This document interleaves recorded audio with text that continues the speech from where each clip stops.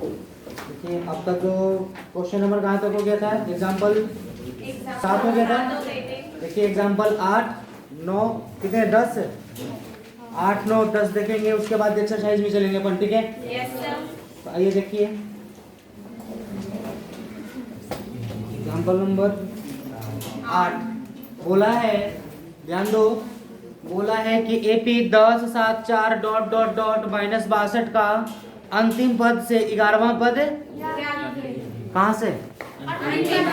देखो बहुत easy question है। एग्जाम्पल नंबर 8, एग्जाम्पल नंबर 8 देखिए लिखेंगे हल। ज्ञात है AP सच डेट, बताओ कितना था? 10 7 4 डॉट डॉट माइनस का याद क्या करना है अपने को? अंतिम पद से तो ध्यान दो, लिखेंगे अतः A बराबर कितना आएगा? 10। अच्छा अंतिम पद से निकालना है ना अपने को, तो अंतिम पद से A करना है, L का मान निकालो। L बराबर कितना हो गया? अच्छा D बराबर, D बराबर लिख सकते हैं हम A2 माइनस A1 बराबर कितना आएगा आपका? 7 - 10 बराबर -3। L का मान ये हो गया। अच्छा अब इस लिखेंगे प्रश्न से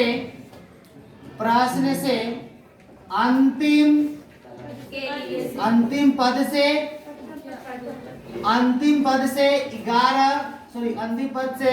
11वां पद मतलब A11 बराबर, ध्यान दीजिए अंतिम पद से जो आपका सूत्र बनता है वो L माइनस में होता है, हाँ है ना? Yes sir. क्या सूत्र बनेगा अंतिम पद से 11वां पद? L minus n - 1 into d। हो गया, यस सर। निकाल दो वैल्यू। अच्छा यहाँ पर A प्लस करते तो प्रथम पद से, और ये क्या कौन सा है? अंतिम पद। अंतिम पद से L कितना वैल्यू चेक करो? -62। माइनस N का मान मीडियम दे रखा है ना 11 माइनस इंटू D का मान -3। माइनस का 3। Yes, yes sir. इसको सरल नहीं कर सकते हम, बताइए। माइनस का 62 माइनस ये कितना हो जाएगा? 10। ये माइनस का सरल करो तो माइनस का, अब देखो माइनस और माइनस 10 में 3 से गुना करो, सरल करेंगे तो माइनस का कितना वैल्यू आया? समझ में आया? तो कहने का मतलब ये हुआ, ध्यान दीजिए कि अतः दिया गया AP का अंतिम पद से 11वां पद बताइए। -32 है, तुम्हारा हो गया आपका। नहीं समझे? समझ पाए कैसे बनाइए क्वेश्चन? तो अंतिम पद से निकालना था तो अंतिम पद से निकाल दी। अगर इसी क्वेश्चन को हम पलट के भी बना सकते हैं, इसी क्वेश्चन को क्या कर सकते हैं हम? अब इसको पलट के बनाएंगे तो ये AP क्या हो जाएगा? चेंज हो जाएगा। AP पहले 10 से स्टार्ट हो रहा है, अब इसको हम पलटेंगे तो स्टार्ट किससे होगा? -62 से। समझ पा रहे हो? ऐसे भी निकाल सकते हैं। अरे क्लियर है? चलिए एक क्वेश्चन हो गया, इसका सेकंड नंबर भी बताएं हम, सेकंड मेथड भी बताएं कि कर लेगा। सिंपल स्टेप है। उसके बाद एग्जांपल नंबर 9, आइए 9 भी देख लेते हैं क्या है आपका, ध्यान दीजिए। एग्जांपल नंबर 9 क्या बोला है कि 1000 की धनराशि 8% वार्षिक साधारण ब्याज पर निवेश की जाती है। प्रत्येक वर्ष के अंत में ब्याज परिकलित कीजिए। क्या यह ब्याज एक AP बनाते हैं? यदि ऐसा है तो इस तथ्य का प्रयोग करते हुए 30 वर्षों के अंत में ब्याज परिकलित कीजिए। 30 वर्षों के अंत में मतलब ध्यान दो कि एक आपका मूलधन है, पहले रफ में समझो। मूलधन कितना है आपका? 1000। दर क्या आपका, दर बताओ ना, 8%। और समय और उसके बाद बोला है कि साल के अंत में ब्याज को प्रकलन करना है, साल के अंत में। अब इसके लिए ध्यान दीजिए, जो आपका ब्याज का सूत्र होता है ना, ब्याज बराबर साधारण साधारण साधारण साधारण ब्याज बराबर जो सूत्र होता है, ध्यान दीजिए, P गुना R गुना टी बटा 100। समझे? Yes sir. अब देखो, P का मतलब मूलधन, मूलधन क्या है, P, दर मतलब रेट, और T मतलब टाइम। प्रथम साल के लिए, प्रथम साल का मान 1, मतलब समय कितना, 1। इसमें वैल्यू रखेंगे तो P का मान कितना था, 1000 गुना R का मान 8, P का मान बटा में 100 कट कर दो, 2 0 से 2 0 कैंसिल। 10 में 8 से गुना करेंगे तो 80 मतलब पहले साल का ब्याज कितना लगेगा उसका, 80। इसी प्रकार से हम किसका निकालेंगे, दूसरे साल का। किसका, दूसरे साल का। तो 1000 गुना 8 गुना 2 2 बटा में 100 2 0 से 2 0 कैंसिल। 10 में 8 से गुना करेंगे तो 80 80 में 2 से गुना करेंगे तो 160 दूसरा साल को गया, वैसे तीसरे साल के लिए निकाल लेंगे। अब चेक करेंगे क्या ये एपी है, अगर एपी होगा तो कितने साल का निकालना अपने को, तीसरे साल का। कितने साल का, तीसरे साल नहीं है, 30वां साल है। और बात समझ में आया? तो देखिए लिखेंगे, हल ज्ञात है, क्या बोल रखा आपका कि 1000 की एक धनराशि 8% वार्षिक साधारण ब्याज पर निवेश की जाती है। मतलब अपने को ज्ञात है, राशि ज्ञात है, आप लिख सकते हैं मूलधन, लिख दो डायरेक्ट, मूलधन बड़ा, मूलधन मतलब P बराबर कितना है जी, 1000। अरे हाँ है ना, दर, दर मतलब रेट कितना है, 8% निवेश की जाती है। प्रत्येक वर्ष के अंत में ब्याज परिकलित कीजिए, क्या ये ब्याज एपी बनाते हैं, तो सबसे पहले अपन इसको क्या करेंगे, एपी के लिए बनाएंगे, इसका वैल्यू निकालेंगे। यहाँ पर लिख सकते हैं हम कि चूंकि हम जानते हैं साधारण ब्याज, चूंकि हम जानते हैं साधारण ब्याज बराबर मूलधन, मूलधन गुना दर गुना समय बटा में 100। अरे समझा? इसी प्रकार हम लिख सकते, इसलिए लिखेंगे अतः प्रथम वर्ष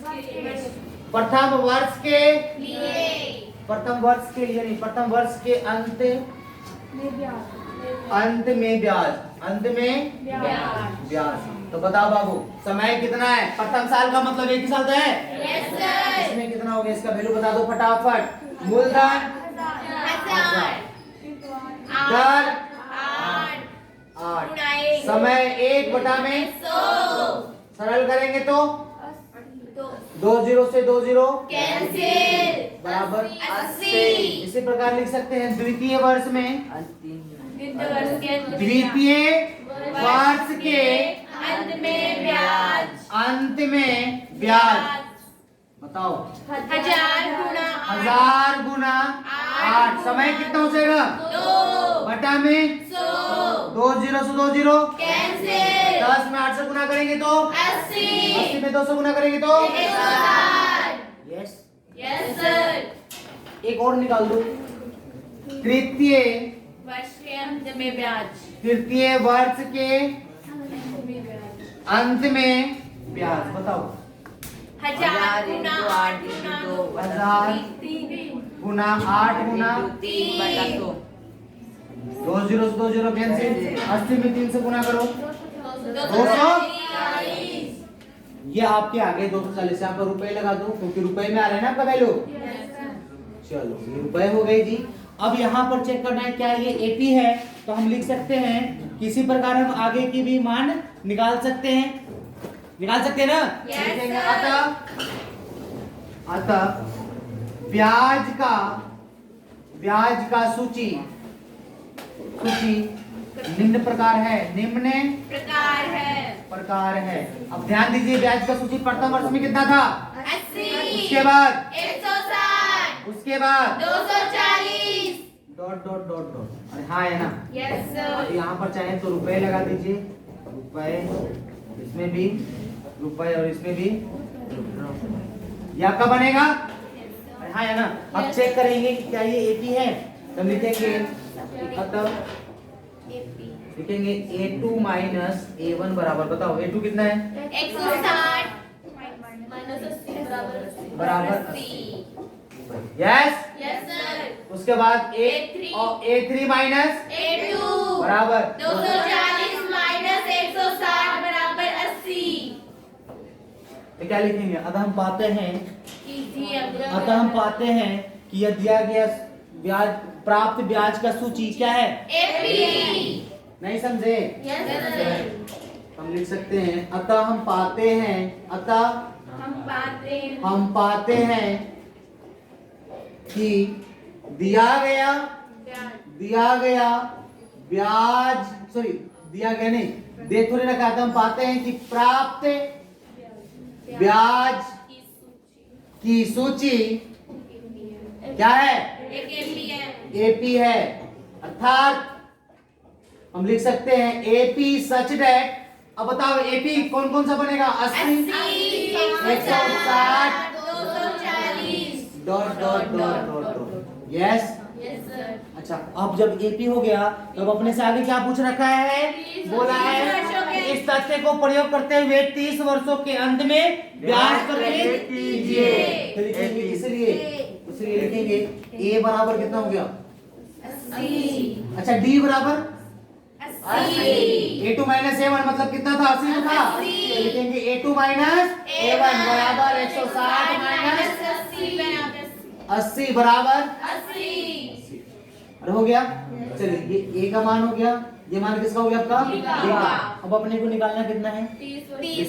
इसलिए लिखेंगे प्रश्न से 30 वर्ष के अंत में ब्याज, 30 वर्ष के अंत में ब्याज का मतलब ये हुआ A30। कितना?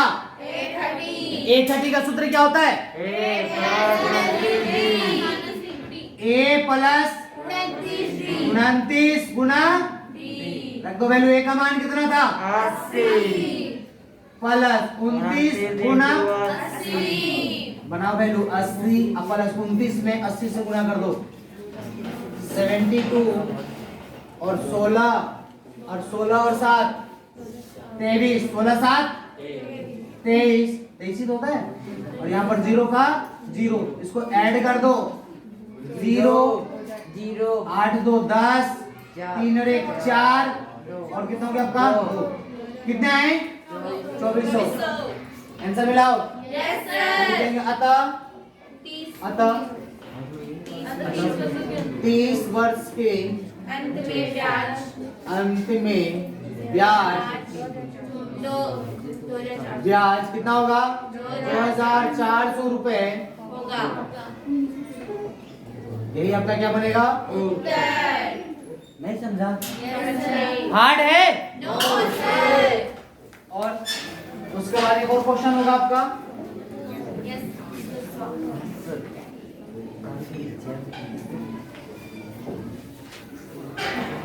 Question number 10। आइए देखिए, क्वेश्चन नंबर 10 की बात करेंगे। Example number 10। बताओ। बोला है कि फूलों की एक क्यारी की पहली पंक्ति में 23 गुलाब के पौधे हैं। पहली पंक्ति में कितने हैं? 23। दूसरी पंक्ति में 21। तीसरी पंक्ति में 19 इत्यादि। इसकी अंतिम पंक्ति में 5 गुलाब के पौधे हैं। तो इस क्यारी में कुल कितने पंक्तियां हैं? इस क्यारी में कुल कितने पंक्तियां हैं? मतलब अपने को निकालना क्या है? एंड याद करना है। क्या याद करना है? मतलब समझिए, अगर आपकी बात करें तो ध्यान दो इधर। एक क्यारी है फूल की क्यारी है। जैसे मान लेते हैं कि एक क्यारी है, इसमें कितने फूल है? पहला नंबर पे कितना दे रखा आपका? 23। एक और क्यारी बन गया ऐसा, इसमें कितने हैं? 21। एक और क्यारी है, 19। ऐसे चलता जा रहा है, धीरे धीरे कम हो रहा है कि ज्यादा हो रहा है? बट एक समय ऐसा आ रहा है कि उस क्यारी में केवल कितने फूल है? 5। कितने फूल है? 5। तो इसमें बताया जा रहा है कि कितने क्यारी बन रहे हैं, कितने क्यारी बन रहे हैं। मतलब देखो पहला में 23, दूसरा में 21, तीसरा में 19, ऐसे डॉट डॉट कहां तक आ रहा है? 5 तक। तो अब अपने इसमें पूछ रहा है कि क्यारियों की संख्या बताइए। किसकी संख्या? क्यारियों की संख्या। मतलब अब देखो पहला पद, दूसरा पद, तीसरा पद, लास्ट में एनवा पद, तो कितने इसमें एन होंगे? हाँ है ना? तो अपने को क्या निकालना है इसमें? एन। क्या निकालना है? एन। तो देखिए यहाँ पर question number 10, for example number 10 हम बोल सकते हैं हल लिखेंगे प्रश्न से पहले दूसरी लिखेंगे, प्रश्न से पहली दूसरी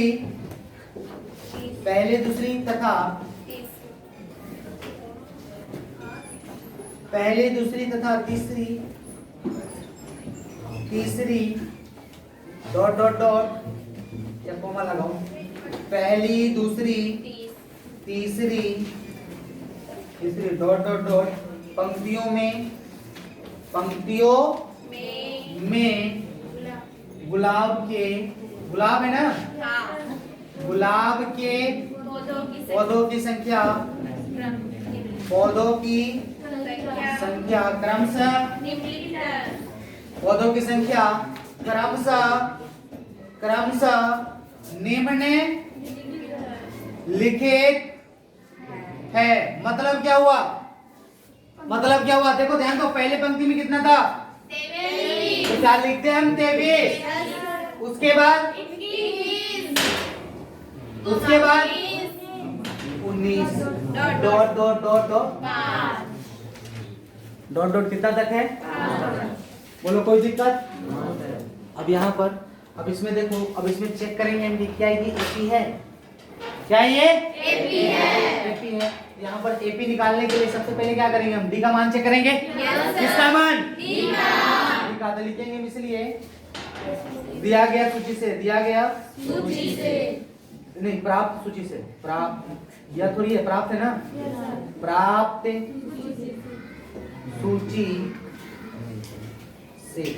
सूची से बताइए A2 माइनस A1 बराबर कितना है? अच्छा A3 माइनस A2 बराबर अतः प्राप्त सूची एक एपी है। अरे क्या है? एपी है। लिखेंगे अर्थात एपी सच दैट क्या बनेगा? 23, 21 डॉट डॉट उसको हटाएं। अच्छा इसमें 5 हटा दो, 5 बाद में लिखेंगे। तो इसके बाद हम लिखेंगे कि पुनः प्रश्न से यहाँ पर लिखेंगे कि माना प्राप्त एपी में एनवा पद कितना है? 5 है। एनवा पद कितना है? 5 लिखेंगे, इसलिए ए एन बराबर कितना हो गया आपका? 5। एन बराबर कितना? 5। यहाँ पर लिख दो जहां लिखेंगे, इसलिए ए बराबर आपका क्या बनेगा? 23 और डी बराबर माइनस का 2। समझे? एनवा पद कितना है आपका? 5। अब एनवा पद का सूत्र क्या होता है? a plus n minus 1 into d बराबर कितना वैल्यू है? 5 रहा है ना? रख दो मान। ए का मान कितना था? 23 plus n minus 1 into d का मान -2 बराबर 5। किसको देखिए इधर हम 23 को कि -2 को? पहले 23 आएगा ना, तो पहले 23 को इधर भेजेंगे, कितना हो गया? n माइनस 1 इंटू -2 बराबर 5 माइनस का 23। बताओ n माइनस 1 इंटू -2 बराबर 23 में से 5 गया तो माइनस का 18। अब किसको भेजे? -2। अगर हम इसको इधर भेज देते तो क्या वैल्यू आता? n माइनस 1 बराबर -18 बटा में 2 की -2 माइनस से माइनस कैंसिल। अब ये 2 से 18 ये बताइए n -1 बराबर अच्छा n बराबर 1 बराबर 10। तो लिखेंगे अतः प्रश्नानुसार इस फूल की जो मतलब गुलाब के पौधों की जो क्यारियों की संख्या है कितना है 10। अतः फूलों की मतलब गुलाब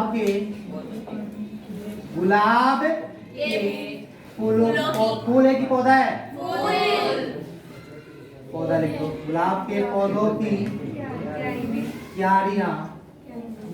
क्यारियों की संख्या 10 होगी। अरे कितना होगा 10 होगी। ये अपना क्या बन जाएगा इस प्रकार से करेंगे हम क्वेश्चन। और ध्यान दो जहां जहां इट इज इंप्लाइज लगेगा वहां पर लगाएंगे हम यहाँ पर लगेगा इट इज इंप्लाइज क्योंकि बराबर है ना। अरे समझा जहां जहां लगेगा वहां पर सोल्व कर देंगे रख देंगे इसमें इट इज इंप्लाइज का चिन्ह इस प्रकार से बनेगा। क्वेश्चन समझ में आया छापो जल्दी पूरा स्पीड में आगे करना है क्वेश्चन अपने।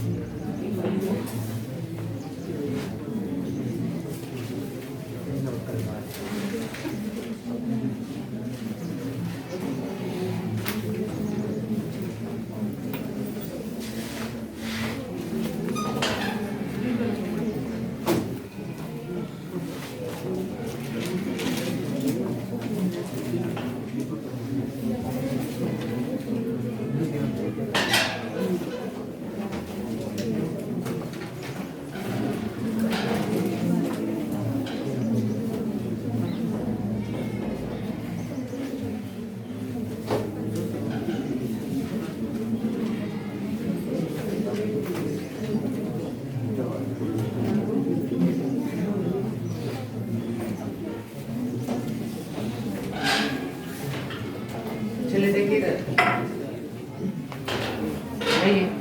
अब एक और इम्पोर्टेंट नोट याद रखिए ध्यान दो इधर इस पे आपके क्वेश्चन बोर्ड में पूछे जाते हैं पदों का चयन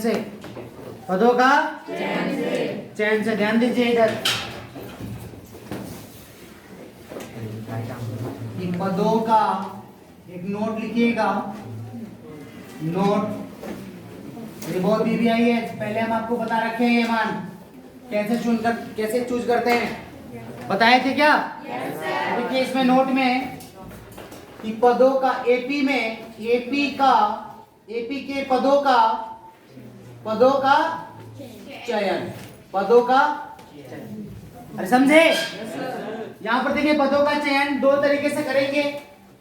पहला जब पद विषम जब पदों की संख्या क्या हो विषम और एक करेंगे जब पदों की संख्या जब पदों की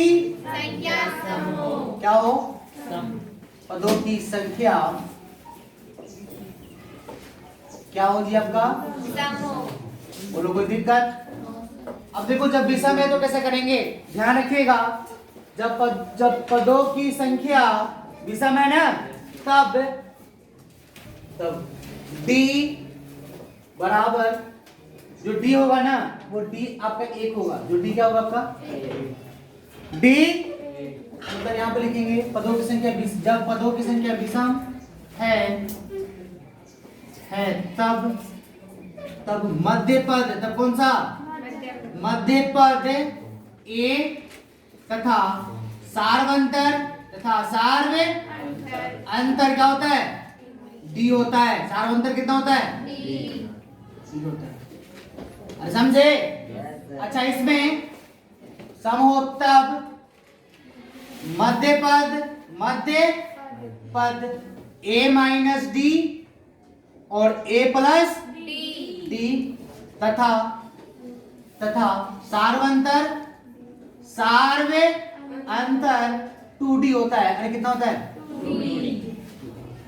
देखिए कैसे ध्यान दीजिएगा जैसे अगर हम बात करें हमने आपको बताया कि 3 पदों का चयन 3 पदों का अच्छा 3 पद कैसे होंगे लगातार ध्यान रखिएगा कैसे होंगे? लगातार। 3 पदों का 3 लगातार पदों का चयन। तो इसमें ध्यान दीजिए क्या बोला है, जब पदों की संख्या क्या है? विषम। बताओ 3 क्या है? सम की विषम? विषम ना? Yes, जब sir. विषम हो गया तो बताएंगे तब मध्य पद, मतलब इसके 3 पद में मध्य पद जो होगा वो तथा सारवंतर। अगर हम देखो ए से इधर की ओर बढ़ेंगे तो इधर आओ, सारवंतर डी तो जोड़ेंगे इधर, या 3 पद हो गए। समझ पाया? अच्छा, अगर इसी प्रकार से 3 के बाद 5 पदों का चयन, 5 पदों का चयन, तो मध्य पद और सारवंतर जोड़ो नेक्स्ट बार में ए प्लस और सारवंतर जोड़ो इधर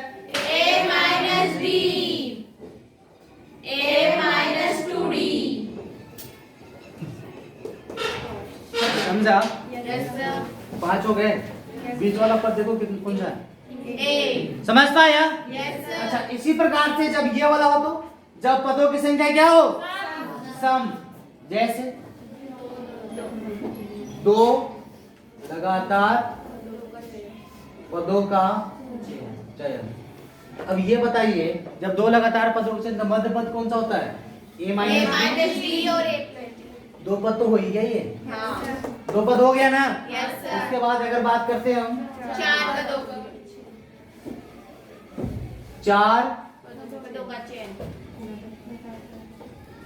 पदों का चयन। ये बताओ बाबू, मध्य पद कौन है? ए और कितने पद चाहिए अपने को? 2 एक इधर बनेंगे और एक इधर बनेंगे, तो सारवंतर कितना जोड़ेंगे हम? 2D। 2 थोड़ी जोड़ेंगे, 2D। ए प्लस डी और 2D कितना हो गया? और इधर बताओ 5 हो गए, सॉरी 4 हो गए क्या? देखो ऐसे 6 रहेगा तो 6 निकाल देंगे, 8 रहेगा तो 8 निकाल देंगे। ये कंसेप्ट समझ में आया? बहुत दीदी यही है, इस पे आपको क्वेश्चन पूछेंगे, समझ पाए? अब देखिए इसमें आपसे क्वेश्चन कैसे पूछेगा, ध्यान दीजिए। आपसे क्वेश्चन ये पूछेगा, जैसे आपका एक क्वेश्चन था मॉडल पेपर में, क्या था?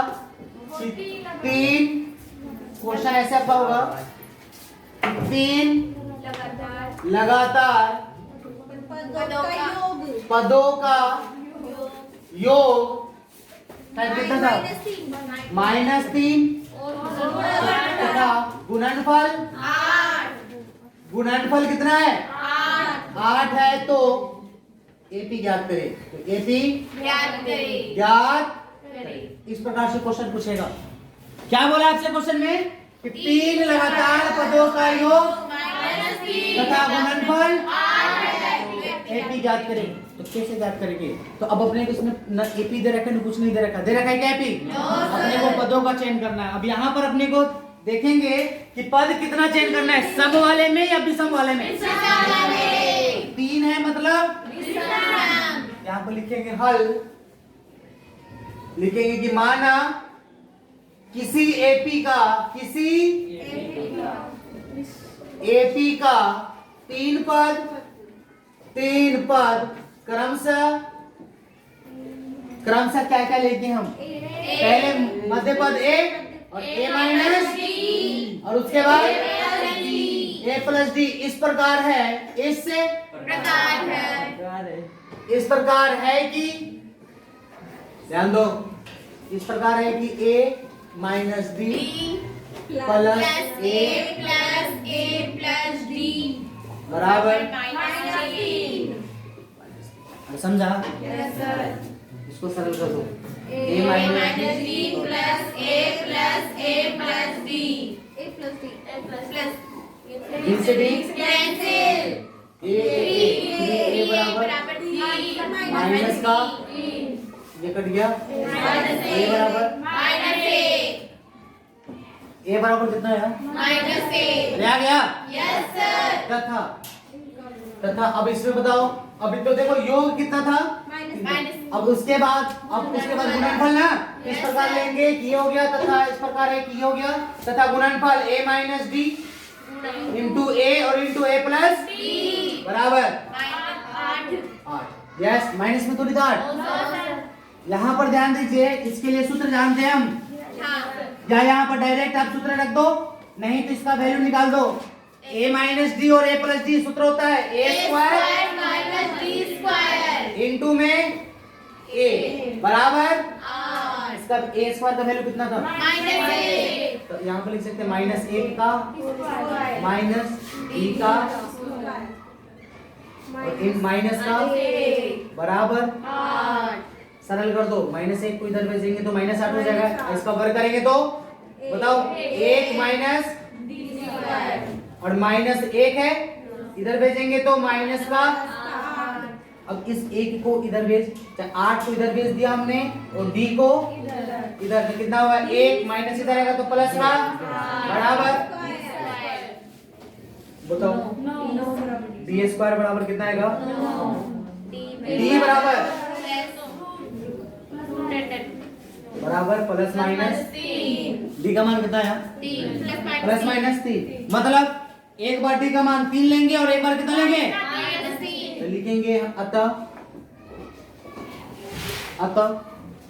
हम एक बार ले सकते हैं अतः a बराबर -1 तथा d बराबर 3 लेने पर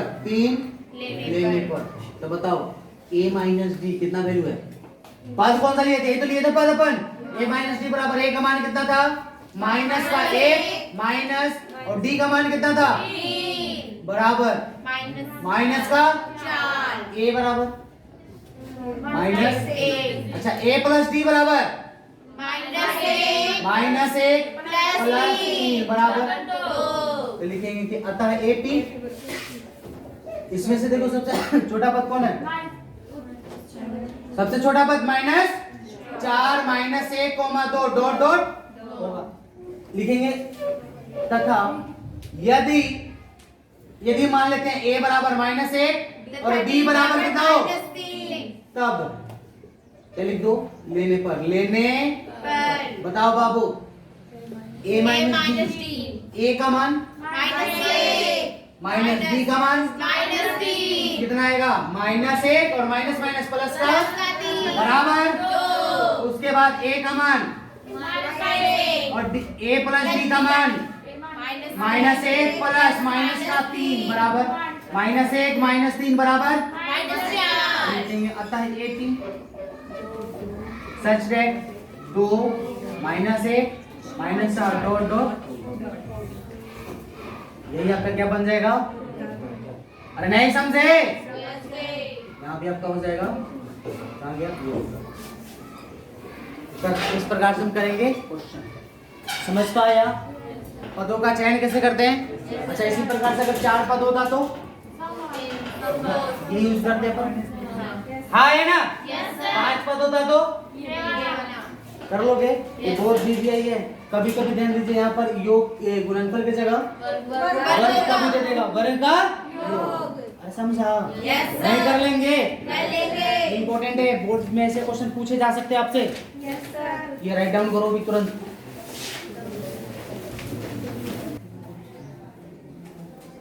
चलो अपन करते हैं।